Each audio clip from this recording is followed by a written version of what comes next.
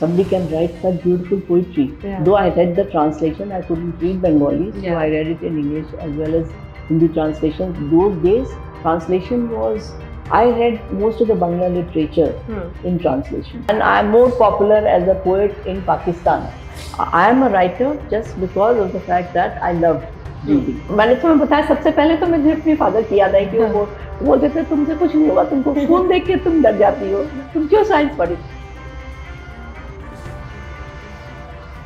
ये जो किताब आज मेरे हाथ में है, ये ऐसे शायर की है जिनके बारे में मैं सिर्फ 4 लाइनें बोलना चाहूँगी, क्योंकि उससे ज़्यादा बोलने में तो मेरे पास शब्द ही कम पड़ जाएंगे।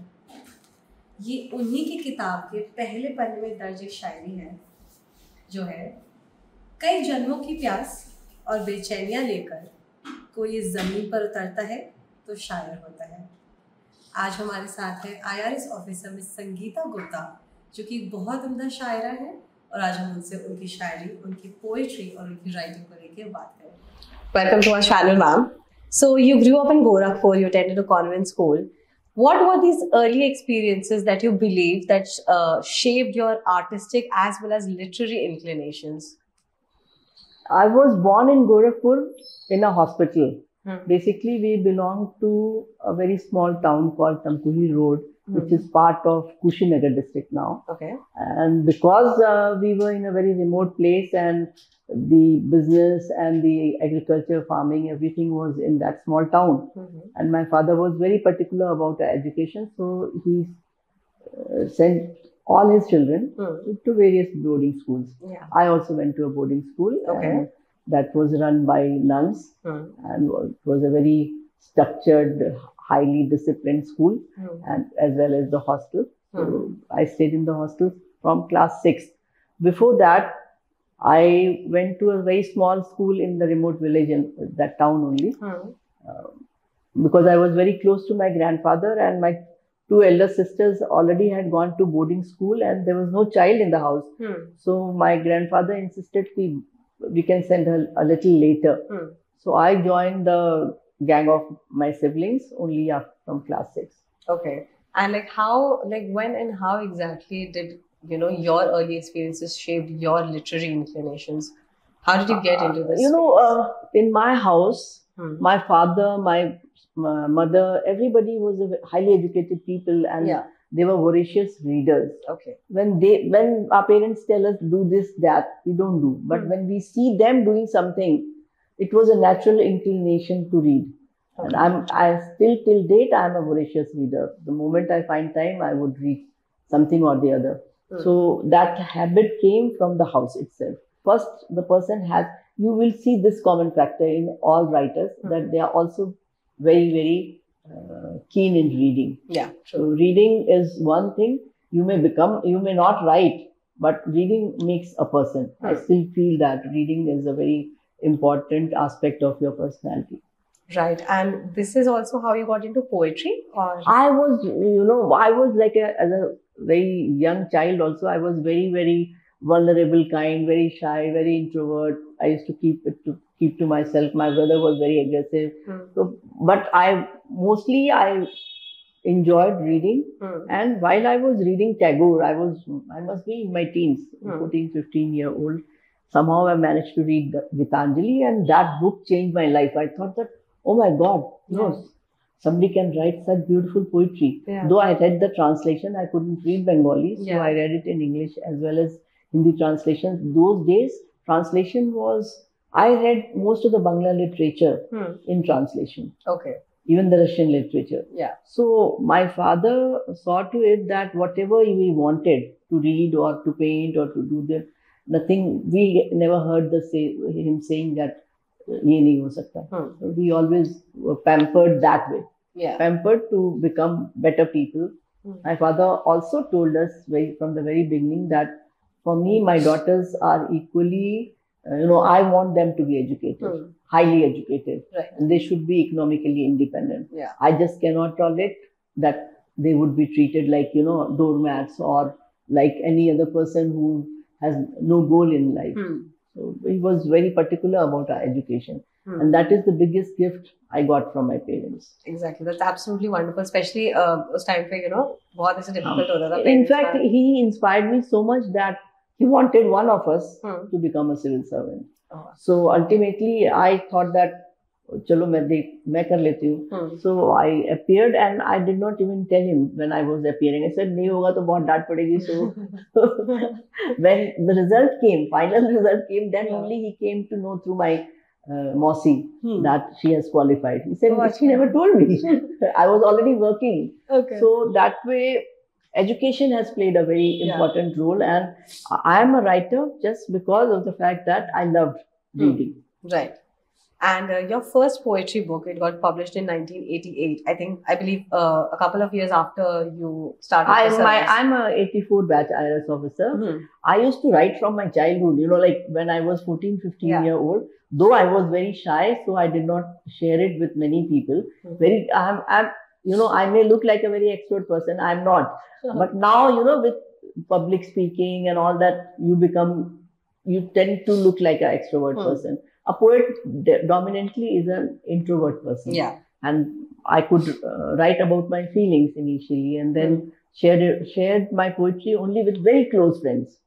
So that was the beginning of that. And in 84, while I was in the National Academy of Directors being trained, I realized that people do like my poetry, and they insisted कि हमारा जो literary journals हैं और उसको pin कर दो इस पे board पे. So all that, because I was also looking after the culture part of there, so I became a little more vocal. So like you said, आपकी first book 1988 में published हुई थी, which is 4 years after you were in the service. So the poems were written while I was in doing my training. Yeah. And also once I started writing, the flow came. I must mention this, that the foreword of the first book was written by Mahadevi Verma. And ma'am, आपने इतने सारे poems लिखे हैं, इतने सारे anthologies लिखे हैं. Is there a favorite that you have? For any writer, the first book is very special. True. So that is special. But now I have more than 20 books of poetry, and every book is a labor of love. Every poem is a labor of love. आपकी thought process में and poetry is like a mistress. It needs 100% attention. If you are not totally free, it will not happen. उसके लिए आपका mental preoccupation नहीं होना चाहिए. So that is there. I'm a bilingual poet. 6 of my anthologies now. The 7th one is coming. Maybe by tomorrow it will be there. Okay. With the printer. Okay, that's great. And would you also please like to share a few lines with us from any of your poetry? Yes, I will recite a shade for you. Yes. अल्फाज मेरे इबादत का जरिया है. अल्फाज मेरे इबादत का जरिया है. तुम तक पहुंच जाए तो लगता है दुआ कबूल हो गई. Oh wow, this was beautiful. And one more एक शेर है जो सारे यंग जनरेशन पे भी जाता है, मेरे फ्रेंड्स पे भी जाता है. Though I wrote it for my son. Yeah. फक्र होता है तुम्हारी उड़ान पर. फक्र होता है तुम्हारी उड़ान पर. सुनो ना कभी थक जाओ तो लौट आना मेरे पास. घोंसला हूँ मैं तुम्हारा. फक्र होता है तुम्हारी उड़ान पर. सुनो ना कभी थक जाओ तो लौट आना मेरे पास. घोंसला हूँ मैं तुम्हारा. Beautiful, beautiful, beautiful, really beautiful, absolutely beautiful. And आप मतलब शेर और शायरी में भी interested है बहुत ज़्यादा. मुझे उर्दू लिटरेचर में मेरी one of my book which is called बेपरवाह रूह, उसका तर्जुमा उर्दू में हुआ है. उन्होंने कहा आप इतने उर्दू के वर्ड्स यूज करते हो कि अगर हमको ट्रांसलेशन करने की जरूरत नहीं है. We just would write the Urdu script. And I'm more popular as a poet in Pakistan. My poems are converted into nazm, because basically the difference between ghazal and nazm is basically in nazm you have to weave a story. ghazal में तो हर शेर अलग हो सकता है, but it is not possible to do that in a nazm. And nazm that way is more difficult to write. But my forte is writing nazm. I did exhibitions also there. अच्छा, in Pakistan. Okay, that's beautiful. Have you visited Pakistan? Yes, yes. I had 2 solo exhibitions in Lahore in the year 2005, and I'm very connected with people from Pakistan. So अभी आप ऐसा आगे और कुछ लिखने का plan नहीं कर रहे जो कि लाइक म्यूजिक की तरह ना सिर्फ पाकिस्तान में भी इंडिया में भी काम कर रहे हैं? T-Series has already done 2 of my Nazm songs, and maybe they are liked by the first one came 4-5 years back. It was liked by 4 lakh people, and the second one is around 10 lakhs. And like you were saying, you just like आपने अभी हमारे लिए शायरी बोली, आप कुछ ऐसे poetry भी अगर हमें कुछ सुना सकती हैं? मैं एक मेरी नई किताब आ रही है हिंदी में, यशोधरा से संवाद.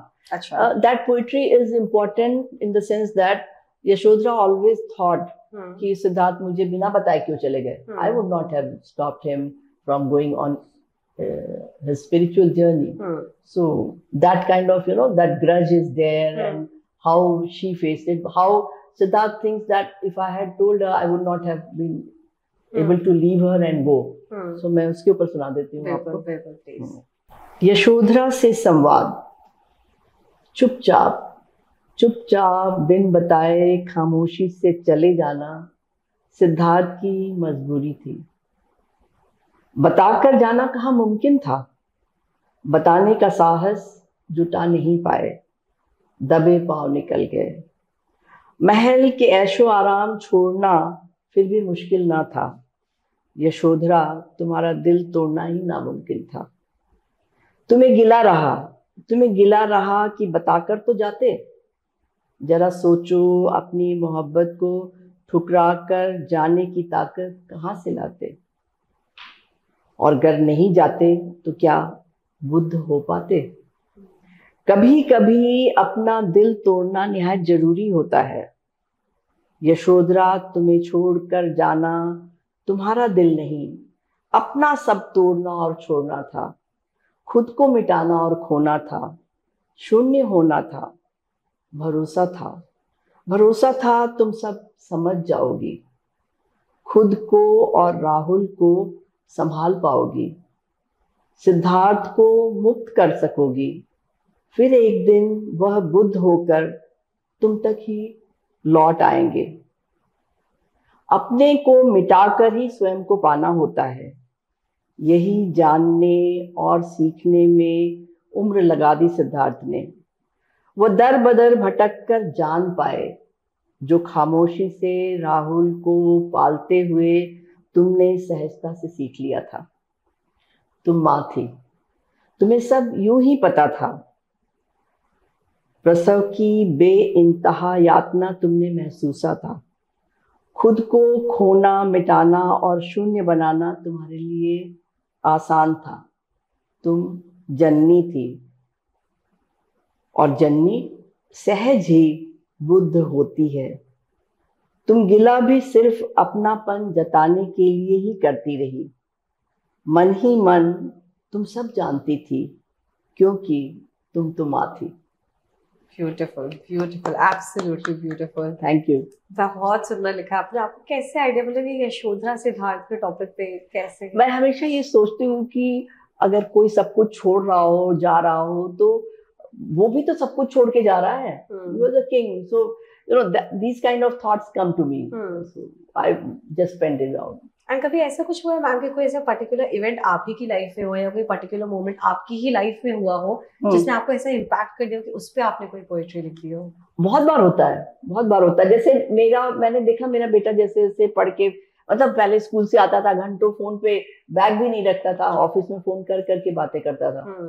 और धीरे धीरे बड़ा होता चला गया. फिर 12th का एग्जाम, कभी 10th का एग्जाम, कभी ये. उसके पहले तो उसको मैं लेके एक महीने के लिए अपने एग्जीबिशंस के लिए चली जाती थी.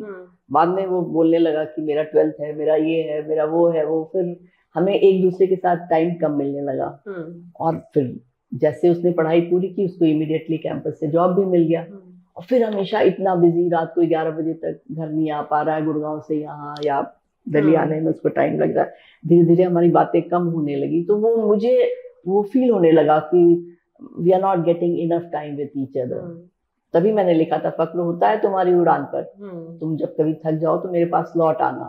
लौट आने का मतलब we need to spend time together. आपकी बहुत सारी बुक्स ट्रांसलेट भी हुई हैं दूसरे हाँ, I have been lucky. I told you ना, मेरे को बिना स्ट्रगल के मेरी फर्स्ट बुक पब्लिश हुई. Then while I was posted in Calcutta, मेरी एक और किताब आई, इस पार उस पार. उसमें मैंने एक्सपेरिमेंट्स बहुत किए थे. मैंने कहा कि मैं पूरी किताब हाथ से लिखूंगी, मेरी हैंडराइटिंग ठीक ठाक है. और वैसे मैंने कहा, I was very impressed and I still admire Khalil Gibran very much. तो Khalil Gibran की किताब मैंने देखी, The Prophet. उसमें he basically was an artist, Lebanese artist. US चले गए, फिर उन्होंने अपनी किताब में अपने प्रोजेक्ट पोएम्स के साथ साथ बहुत सारे स्केचेस भी किए हुए थे. अच्छा. तो मैंने कहा मैं भी दोनों चीज कर सकती हूँ. मैं एक स्टेप और आगे जाती हूँ, मैं अपनी हैंडराइटिंग में पूरी किताब लिखूंगी. And then there are no takers. No publisher would like to publish a book. मैं 96 की बात कर रही हूँ, जब स्कैनिंग पॉसिबल नहीं था. जिरोक्स भी बड़े मुश्किलों से होता था. सब कुछ मैनुअल टाइपराइटर पे सब सारा काम होता था. तो सारे ने कहा तो बहुत एक्सपेंसिव बुक बनेगी, कोई नहीं करा. तो मैंने कहा कोई करे या ना करे, आई एम हेल बेंट. मैं इतनी पैशनेटली उस बुक के बारे में सोच रही हूँ तो मैं तो करूँगी. अब मैंने फिर किया. तो दूसरी किताब जब आई तो किसी की भी हेल्प नहीं मिली, क्योंकि वो बहुत एक्सपेंसिव हो रहा था. हमें हर एक पेज को फोटोग्राफ करके फिर करना पड़ा, क्योंकि उस तरह की सुविधाएं नहीं थी तब कि प्रिंटिंग आपका ऐसे हो सके. राइट. एंड जैसे कि इतनी सारी लैंग्वेजेस में ट्रांसलेटेड है, तो ये डिफरेंट लैंग्वेजेस. वो जब कैलकाटा में थे तो फिर बंगला में ट्रांसलेट किया. और जिसने ट्रांसलेट किया वो मेरे से बहुत बड़े राइटर थे. अच्छा. उनको साहित्य अकेडमी अवार्ड मिला. उन्होंने कृष्णा सोपती जैसे फेमस राइटर की बुक को ट्रांसलेट किया था. But he somehow he liked my poetry and later he translated another book, Pratinad. उसका भी बंगला में ट्रांसलेशन हुआ है. So I have been lucky. मुझे ऐसे फ्रेंड्स मिलते रहे या वेल विशर्स मिलते रहे जिन्होंने मुझे बहुत हेल्प की है. मेरी किताब इंग्लिश में, मतलब केशव मलिक जितना बड़ा legend English poet of India, उन्होंने कहा कि संगीता मैं तुम्हारी पोएम्स को इंग्लिश में करूं. उन्होंने कहा व्हाट आर यू सेइंग. मेरी उम्र तो 35 साल की थी और वो मेरे से 40 साल बड़े. बहुत ही बड़ा नाम है पोएट्री और आर्ट में. बोले मुझे तुम्हारी पोएट्री बहुत पसंद आती है, if you permit. That will be an honour. तो ऐसे मेरी पोएट्री बुक्स पब्लिश, मतलब ट्रांसलेट हुई. मैं ग्रीस में मेरी एग्जीबिशन चल रही थी. मैं ऐसे एक कैफे में बैठ के अपने फ्रेंड्स के लिए पोएट्री पढ़ रही थी. और वो उस कैफे में ये था कि आप सारा स्पेस ले सकते हो, पर कॉफी आपको उसी कैफे से खरीदनी पड़ेगी. और हर आदमी अपनी अपनी कॉफी खुद वहां पे खरीद रहा था. ये नहीं कि भाई पोएट ही पिलाएगा. And then Greek actress, she decided to read the Greek translation. कुछ ही पोएम्स का हुआ था, 4-5 या 9 था शायद. पूरा कैफे में जितने लोग बैठे थे सबने चेयर मोड़ लिया और उधर आ गए हमारे पोएट्री, हम लोगों का वो सुनने का के लिए. मैं उसको इंग्लिश में पढ़ रही थी और फिर उसका ग्रीक ट्रांसलेशन एक और लेडी पढ़ रही थी. तो रिस्पॉन्स इतना अच्छा है. तो मेरी एक और बहुत क्लोज फ्रेंड है, उसने कहा मैं तुम्हारी सारी इस बुक की सारी पोएम्स को मैं वीव्स ऑफ टाइम करके उसको उसने ग्रीक लैंग्वेज में कर दिया. ऐसे अपॉर्चुनिटीज आती नहीं. मैं वर्ल्ड कांग्रेस में पार्टिसिपेट करने गई. मैंने पोइट्री वहां पे 2 पोएम पढ़ के सुनानी थी. मैंने सोचा कि यहाँ पे सारा 100 कंट्रीज पार्टिसिपेट कर रहे हैं तो हिंदी में पढ़ने का कोई ज्यादा अवसर नहीं है. मैंने इंग्लिश में अपनी 2 पोएम्स पढ़ी. उसको बहुत पसंद आई. उसने कहा can I see the book. मैंने ऑटोग्राफ करके उसको दे दिया. वो खुद भी चाइनीज में लिखती है, मैंडरिन में, और ट्रांसलेशन उसने नोबेल लॉरिएट्स का किया हुआ है. उसको 2 किताबें मैंने दे दी. और फिर हमारी 1-2 दिन मुलाकात हुई. मैंने ज्यादा कोई बात भी नहीं कर सकते थे क्योंकि it was a very big forum of 100 poets. Indian और कुल मिला के 2000 पोएट्स वहां पर इकट्ठे हुए पड़े थे भुवनेश्वर में. उसके बाद मेरी मुलाकात भी नहीं. उसने कहा कि मैं दिल्ली आ रही हूँ. मैंने कहा अच्छा तुम्हारा साहित्य अकेडमी में प्रोग्राम है, मिल लेंगे. पर हम मिल नहीं पाए. देन जब मैं नहीं गई तो वो किसी और बड़े राइटर से पूछ रही थी कि ये इस पोएट को आप जानते हो. She happened to be my friend. उसने कहा हाँ जानते हैं. वो बोली थी वो आई नहीं आज. तो शी सेड कि अच्छा कोई बात नहीं, बोले आप उसको बता देना कि मैं उसको खोज रही थी. फिर मुझे बहुत बुरा लगा कि मैंने कहा था, मैं नहीं जा पाई. मैं लौट के ही तभी 1 दिन पहले आई थी तो बहुत टायर्ड. फिर मैंने उसको ईमेल लिखा कि I am so sorry, I did tell you that I will come, I couldn't make it, and as a compensation I am sending you another book. उसका PDF तुम्हें भेजूंगी. So you never know what life will bring to you. True. हाँ, sometimes the opportunity just comes into your lap और फिर बस you just have to use it. And like आपकी जैसे इतने सारे लोगों ने ट्रांसलेट की है, आपने भी एक हंगेरियन पोएट की वो इस्वान तुर्जी भी मुझे वर्ल्ड कांग्रेस में ही मिला था. Is the national poet of that country. Okay. अभी last world congress in 2023 we both launched our books. His book was translated in Hindi. It has been well published. सेतु एक मैगजीन आती है पीट्सबर्ग से, उसमें 10-12 एक साथ आई थी. समालोचन हिंदी की अच्छी मैगजीन है. Very critical writing happens there. उन लोगों ने पब्लिश की. बुक बहुत वेल रिसीव्ड है. यहाँ पे शायद होगी, मैं तुम्हें उसका कवर दिखा सकती हूँ कि उसका कवर भी मैंने बनाया है. तो ये है, उस पर मेरी टेक्सटाइल पेंटिंग आती है. ये है कवर उसका. सो ये मैंने क्या किया कि उसका बाइलिंगुअल कर दिया कि उसका इंग्लिश पार्ट भी रखूं. हाँ. और ताकि चैलेंज लिया कि भाई कोई ये पढ़ ले और तब मेरा ट्रांसलेशन पढ़े कि कैसा हुआ है. हाँ. So ये ओरिजिनल है. हाँ, ये ओरिजिनल उसका है. इसको मैंने हिंदी में ट्रांसलेट किया. बट उसकी पोइट्री बहुत टफ थी मेरे लिए ट्रांसलेट करना. एक तो उसके लिए बहुत डिसिप्लिन चाहिए आपको.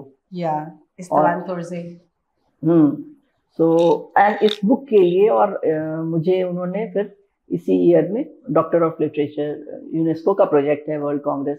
हाँ. उससे डॉक्टर ऑफ लिटरेचर मिला. तो जैसे मैम ट्रांसलेशन जैसे आप जब करती हैं तो आप किस तरह से उसको इस तरह से फॉर्म करती है कि उसका जो ओरिजिनल एसेंस है वो भी ना खोए. और ओरिजिनल एसेंस मतलब एक पोएम पढ़ के मैं काफी देर तक उस poem, you know, being a poet, एक पोएट दूसरे पोएट का जब करता है ना तो उसका ग्रामर समझ में आता है कि ये कहना चाह रहा है. उसके बाद मैंने एक दो लाइन ऐसे करके किया तो बहुत फ्लो में मेरा हुआ. पर एक बार में जब मैंने कर लिया पूरी किताब, मुझे 2-3 महीने लगे थे बस. मगर फिर मैंने उसको रख दिया कि मैं एज अ थर्ड पर्सन उसको बाद में पढ़ूंगी कि केवल ट्रांसलेशन को पढ़ूंगी. और अच्छा ट्रांसलेशन हुआ है या नहीं हुआ है उसकी सबसे बड़ी शर्त है कि पढ़ते समय कैसा लग रहा है. But it was worth it. Now we have become very close friends. पूरी दुनिया में लोग जानते हैं कि ईस्टवान की ट्रांसलेटर है संगीता. और ईस्टवान भी बड़े गर्व से कहता है कि संगीता की पोएट्री मैंने ट्रांसलेट की है. मैं उसका सबसे बड़ा फैन हूँ. उसकी पेंटिंग मेरे बुक के ऊपर है. उसको पेंटिंग में बहुत ज्यादा इंटरेस्ट है. तो बोला कि यूरोप में मेरे जैसा तुम्हारा कोई फैन नहीं होगा. तो एक अच्छी बॉन्डिंग है. एक पोएट दूसरे पोएट को ट्रांसलेट करे तो बेहतर पोएट्री निकल के आ सकती है. बिल्कुल. एंड अभी हम डॉक्टर ऑफ लिटरेचर डिग्री की भी बात कर रहे थे जो आपको वर्ल्ड कांग्रेस ऑफ पोएट्स से मिला है. प्लीज इस अचीवमेंट के बारे में बताइए, क्या मीन करता है आपके लिए, कैसे? बहुत मीन करता है. मैंने तुम्हें बताया सबसे पहले तो मुझे अपने फादर की याद आई कि वो बोलते थे तुमसे कुछ नहीं होगा, तुमको फोन देख के तुम डर जाती हो, तुम क्यों साइंस पढ़ी. साइंस मेरा बहुत अच्छा था. I did my BSc with botany zoology. ऐसा नहीं था कि मुझे साइंस अच्छा नहीं आता था. बट देन आई डिसाइडेड कि मुझे मेरे फ्रेंड्स ने ब्रेन वॉश कर दिया. उन्होंने कहा कि अगर तुम्हें सिविल सर्विसेज ही करना है तो साइंस का सिलेबस बहुत एग्जॉस्टिव रहेगा. और पॉलिटिकल साइंस लेके उस समय लोग बहुत क्वालिफाई कर रहे थे. तो मैंने अपना स्ट्रीम ही चेंज कर लिया. मेरे फादर ने कहा अब उसके ऊपर तुम ये कर रही हो. Don't you think that political science is a easy subject और कोई लिटरेचर नहीं है कि इसमें कोई फेल नहीं होता है. तो पॉसिबिलिटीज हैं कि you may not be able to do. तो एवरी एडवर्स कमेंट और एवरी एडवर्स और challenge I took it as a challenge कि I will prove you wrong. But मैं जब क्लास में गई तो सचमुच मेरे समझ में कुछ नहीं आया, क्योंकि वो तो मेरे साथ जो बच्चे कर रहे थे एमए वो सब बी ऑनर्स पॉलिटिकल साइंस थे. और मुझे तो ए से स्टार्ट करना था. मैंने उनकी तरफ देखा, मुझे लग गया कि हाँ my dad is saying the right thing. 2-3 दिन में मेरा चेहरा इतना ब्लैंक हो जाता था जब वो हॉब्स, लॉक, रूसो की बात करते थे. And I had not heard about them. Plato, Aristotle तो हम लोग सुन लेते हैं, बट हॉब्स, लॉक, रूसो ये सब मतलब ऐसी किताबों का नाम नहीं. हम तो अब गलत जगह में आ गए. फिर I went to the library. अपने फ्रेंड्स की सबसे कहा कि 1 महीने के लिए तुम लोग अपना लाइब्रेरी कार्ड दे दो, because we could get only 2 books from the library. सबसे मांग के मैंने पूरा बीए कोर्स का, ऑनर्स का सारी बुक्स इशू कराई. और दोपहर में ऐसे लेट के, पोएट ऐसे ही होता, वो बैठ के नहीं पढ़ता. मेरा कोई स्टडी टेबल पे कोई ज्यादा काम नहीं करती हूँ. ऐसे लेट के मैं सारी कोर्स को पूरा पढ़ा. बीए ऑनर्स की जो बुक्स थी 3 साल की, तो वो पढ़ के फिर जब रिजल्ट आया तो I topped my class. And everybody said कि साइंस वालों को अब एडमिशन नहीं मिलेगा क्योंकि वो लोग इधर वहाँ आते हैं और आके टॉप कर लेते हैं। मैंने कहा मैंने कितनी मेहनत की, मैं तुम लोग को तो बचपन से आदत है, प्रैक्टिकल करते हो, सुबह 6 बजे से लेके अपने वो डायग्राम्स बना रहे होते हो, ये कर रहे होते हो, तो उससे आपको हम लोग इतना नहीं पढ़ते। जो जूनियर्स थे वो आए, उन्होंने कहा कि अपने नोट्स दे दीजिए। मैंने कहा मैंने कोई नोट्स नहीं बनाया, मैं साइंस के स्टूडेंट में 4 किताबें खोल के टेबल पे फैला के बेड पे ऐसे पढ़ती थी। बोले झूठ बोली है, नोट्स भी नहीं शेयर कर रही है। सो यू नो मेरी लाइफ थोड़ी डिफरेंट रही है। अब मैं रियलाइज करती हूँ कि मैं किसी भी बॉक्स में फिटिंग ही नहीं होती हूँ। आर्टिस्ट को लगता है ये पोएट ज्यादा अच्छी है, पोएट को लगता है ये आर्टिस्ट ज्यादा अच्छी है, ब्यूरोक्रेट्स को लगता है कि इसका तो ब्यूरोक्रेसी में क्या काम था, है ना। तो मैं कहीं भी फिट इन नहीं होती। तो जैसे कि ये तो बहुत इंटरेस्टिंग इंसिडेंट हो गया। आपकी बायोग्राफी भी है सॉन्ग ऑफ द कॉस्मोस करके? हाँ, एक्चुअली एक आर्ट गैलरी है, आर्ट कंसल्ट, उन्होंने मुझे रिप्रेजेंट भी किया था। तो जब वो मेरे पर काम कर रहे थे तो उन्होंने कहा कि तुम्हारी लाइफ के इतने डायमेंशंस हैं, इतने लेयर्स हैं तुम्हारी पर्सनैलिटी में, तो हम तीनों पार्ट में करके एक बुक निकालेंगे। तो सॉन्ग ऑफ द कॉस्मोस उन्होंने पब्लिश की थी। उसमें भी as a poet, as a film maker and as a artist, तीनों एस्पेक्ट कवर किया गया। ओके।